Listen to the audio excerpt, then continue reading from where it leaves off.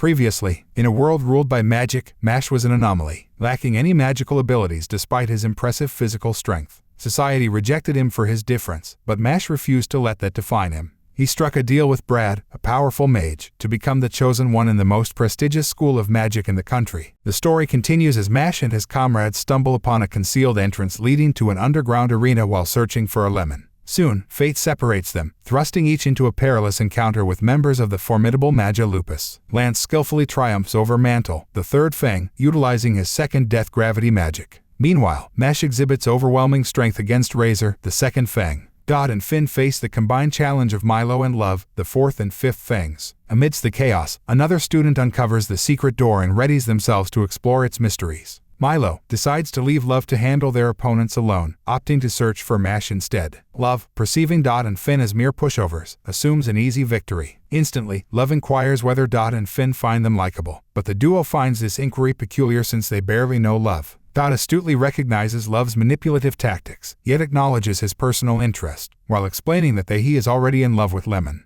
As a result, Love responds with a harsh declaration, urging Dot to meet his demise. Dot's astonishment grows as Love undergoes a sudden transformation, attacking with her formidable tornado magic. Swiftly countering with a fireball, Dot discerns a significant disparity in their powers. Love boldly asserts that all women are queens, proclaiming that any man who fails to acknowledge their beauty and serve them is unworthy of existence. Dot perceives her stance as excessively extreme, prompting Love to once again inquire if they find her likable. Dot resists, affirming his commitment to Lemon, while Finn experiences a sense of déjà vu. Unfortunately, Dot falls victim to Love's tornado magic, being swept away by its force. Love claims her father granted her the authority to eliminate anyone who fails to cherish her, yet Dot rises again, retaliating with his fireballs. Love dismisses his magic as feeble, but the fireballs fall short, enveloping the area in a smokescreen. Dot makes a daring move, reaching for his wand, but Love strikes back, sending him tumbling to the ground. Love reveals that Milo possesses the power to petrify a specific target, and if they don't defeat her and halt Milo's plans within 30 minutes, Mashle will be turned to stone. Love traps Dot within a swirling tornado cage, asserting that escape is impossible. As Dot struggles within the confines, Love pities Mashle, believing his friends to be feeble, and ridicules Dot as a fool for challenging Abel. Dot, feeling the weight of impending doom, recalls a childhood memory wherein he was bullied by other children. His sister intervened, encouraging him to fight back, but Dot believed it would only exacerbate the situation. His sister warned him not to give up easily as when he gets true friend he need to fight back. Sister explains that having true friends meant having someone who would stand up for him unconditionally. Inspired by Mashle's support, Dot refuses to allow Love to belittle his friend. Meanwhile, Love moved toward Finn as she was going to attack him. In a burst of determination, Dot breaks free from the tornado cage, leaving Love in shock. She launches a tornado attack, but Dot effortlessly nullifies it.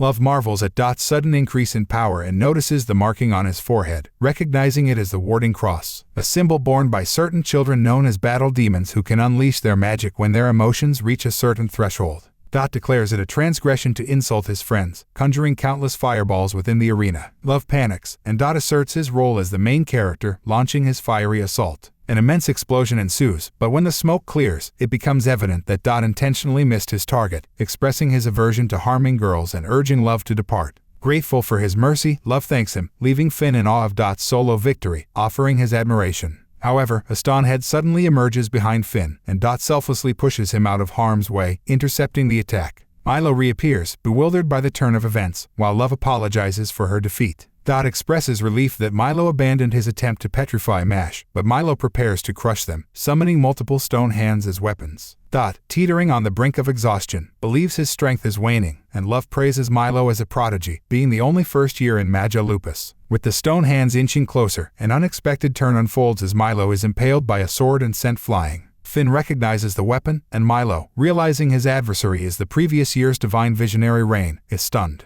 The newcomer happens to be Finn's older brother and the ace of the Alder dorm. Milo attempts to compose himself, reminding himself that he is merely a student. He launches an attack with his stone head, but Rain effortlessly cleaves it in two. Unleashing an array of swords that symbolize his overwhelming power, Rain directs a relentless assault against Milo. Dot, awestruck by the might of a divine visionary, witnesses Love promptly defecting from the Lang dorm. As the dust settles, Milo comprehends that he stands no chance, resorting to pleading for his life, confessing that he was coerced into wrongdoing and now regrets his actions. However, Rain kicks him, asserting that actions speak louder than words, refusing to believe his pleas. Rain continues to stomp on Milo, aiming to teach him a lasting lesson.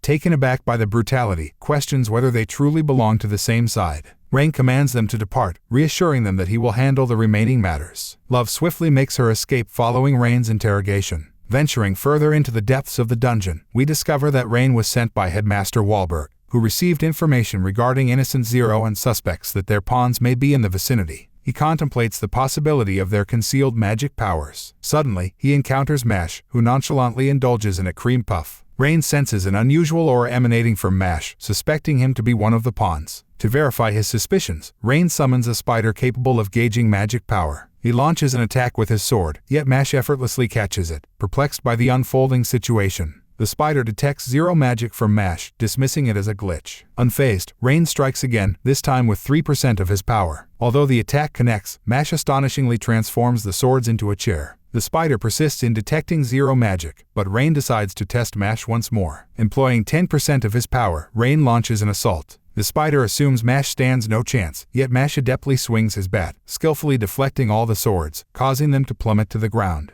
Intrigued, Rain inquires about Mash's name, prompting a recollection of Wahlberg mentioning a unique new student. Rain apologizes for his initial attack, but Mash graciously accepts his apology. Touched by Mash's response, Rain offers him a magical handkerchief with healing properties, reminiscent of a rabbit. Mash expresses his gratitude for the item. Rain proceeds to warn Mash about Abel, disclosing knowledge acquired from Wahlberg about his ambition to become the next divine visionary. Rain acknowledges the natural opposition between himself and Abel, the current holder of the most coins. He expresses a desire for additional strong allies, supporting Mash's goal to become a divine visionary. Rain cautions Mash about Abel's dull magic, anticipating potential challenges due to Mash's lack of magic. However, Mash confidently insists that he does possess it.